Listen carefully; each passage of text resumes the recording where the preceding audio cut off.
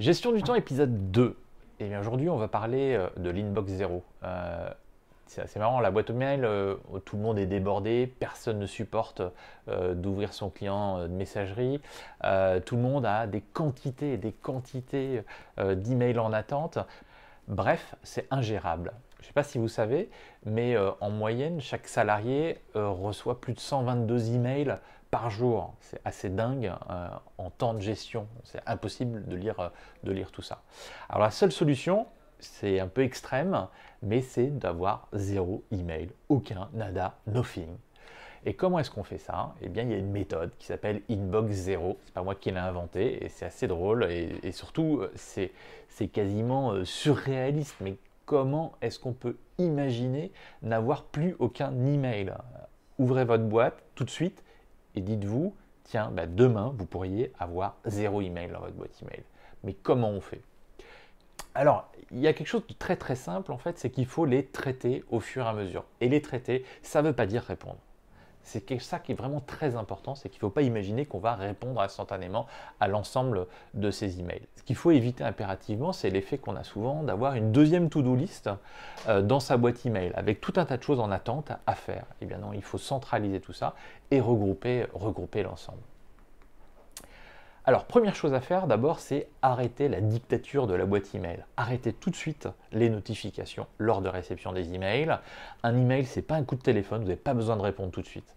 Donc, consultez uniquement 2 fois par jour votre boîte email. Ça, c'est ce que je fais. Je n'ouvre ma boîte email que 2 fois par jour et ça suffit largement. Vos interlocuteurs s'habituent à avoir une réponse assez réactive quand même, puisque une demi-journée, c'est pas le bout du monde. Et ce qui va vous permettre d'avoir un temps de travail très convenable entre le moment où vous regardez vos emails le matin et l'après-midi, tout simplement. Alors vous allez mettre en place un système tout simple. Dès que vous allez avoir des emails qui vont arriver dans votre boîte email, eh bien vous allez les traiter. Vous allez voir, c'est vraiment excessivement simple comme méthode.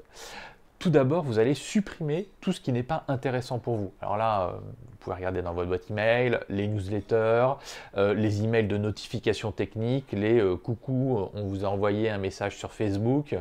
Tout ça, c'est des choses que vous allez supprimer instantanément, voire vous désabonner.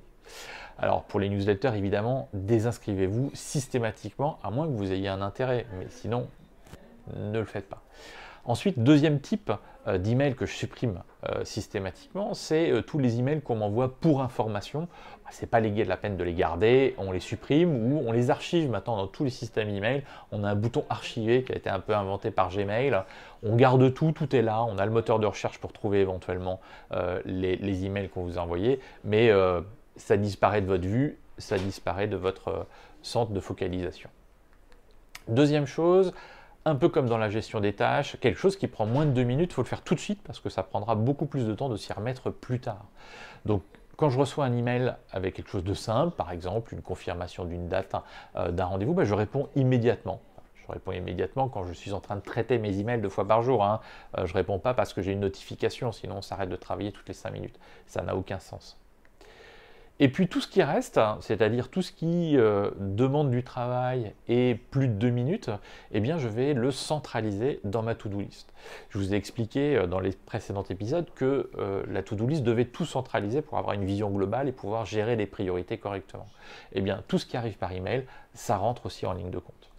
D'ailleurs, vous allez souvent, si vous utilisez Gmail par exemple, vous pouvez prendre le lien de l'email, l'archiver, mais le lien sera toujours valable et vous permettra toujours d'accéder à cet email. Et moi, je mets le lien dans la tâche pour avoir l'intégralité de la discussion ou des références.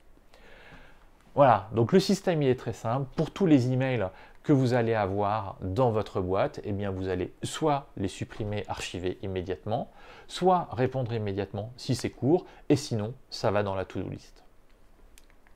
Voilà, c'est assez simple en fait.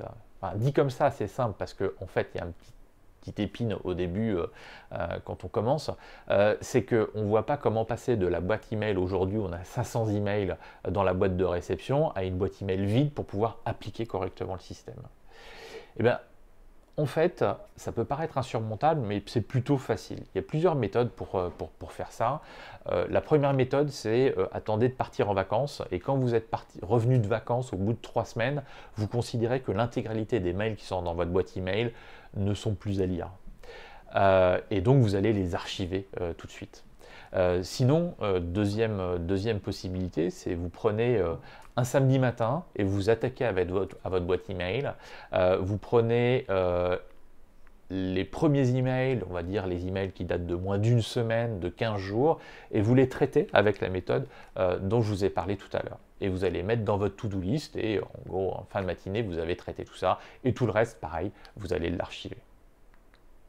Deux autres méthodes radicales. La première méthode, c'est vous prenez tous les messages que vous avez et vous les classez dans un dossier, une espèce de boîte de réception bis, boîte de réception du passé, et vous n'y jetez un œil que si vous avez besoin un petit peu spécifiquement, mais vous repartez du coup sur une boîte vide. Ça, c'est très facile et c'est très très rapide. La deuxième méthode, c'est un peu la même chose, mais c'est vous effacez l'intégralité de votre boîte email. En fait, quelque chose de tout simple, c'est si les gens ont vraiment besoin d'une information de votre part, ils vont vous relancer, tout simplement.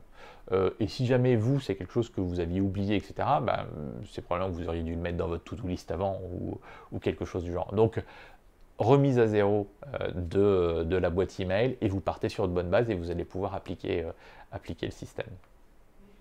Et puis à la fin, vous allez pouvoir avoir une boîte email totalement vide, avec aucun nouveau message. À moins il y a un petit message où on fêtait ça un petit peu plus sympa.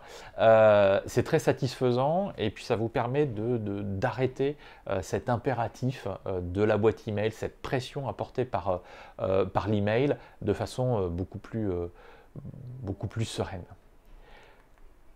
Et du coup, voilà, ça y est, vous êtes passé à zéro inbox.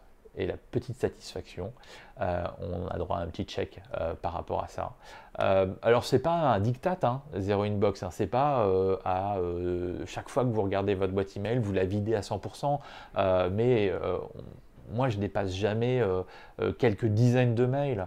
Là aujourd'hui je dois avoir 1 ou 2 mails en attente dans ma boîte email parce que j'ai pas eu le temps de les mettre dans ma to-do list, parce que ça nécessite une petite réponse courte, mais voilà, j'ai pas encore voulu le traiter différemment, mais c'est pas grave. Faut pas se stresser, il faut avoir un petit peu de bienveillance envers soi-même. Voilà, j'espère que ça va vous donner envie d'essayer un petit peu, mais vous verrez, c'est assez sympa et très très satisfaisant, clairement. Et puis on verra d'autres méthodes un petit peu plus tard dans les prochaines vidéos. Puis je garde ma petite citation pour la fin, parce que, encore une fois, elle s'applique complètement à la boîte email. On ne peut pas arrêter les vagues, mais on peut apprendre à surfer. On ne peut pas arrêter de recevoir des emails, mais on peut apprendre à les traiter comme il faut. À bientôt!